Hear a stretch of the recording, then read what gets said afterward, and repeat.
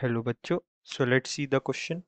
The question says calculate the compressibility factor for CO2 if 1 mole of it occupies 0.4 liter at 300 Kelvin and 40 atm. Also हमें result पे comment करना है। आइए solution start करते हैं।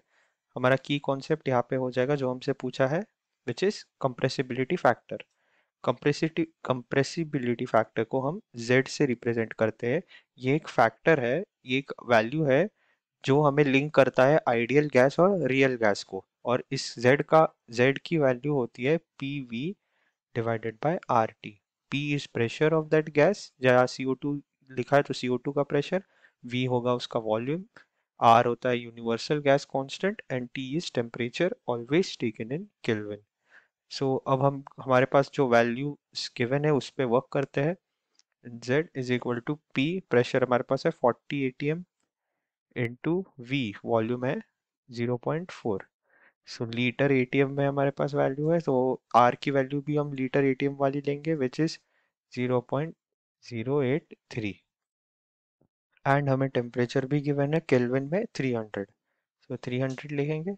सो जब इसे सॉल्व करेंगे तो ये आ जाता है हमारे पास 0.65, क्लोज टू 0.65। नाउ अब हमें उस गैस के नेचर पे कमेंट करना है।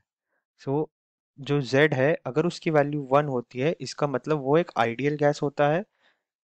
आइडियल गैस अगर Z की वैल्यू मोर देन 1 है इसका मतलब positive deviation from ideal gas, positive deviation.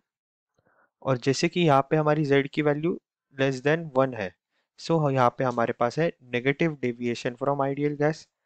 Negative deviation का मतलब ये होता है, नेगेटिव डेविएशन का मतलब ये होता है कि attractive forces dominate over repulsive force. Attractive forces dominate over repulsive force. So अगर अट्रैक्टिव फोर्स डोमिनेट करेगा इसका मतलब उसका इजीली कंप्रेशन होगा, इजीली कंप्रेस्ड, और इसीलिए it will be more compressible than an ideal gas, so therefore more compressible।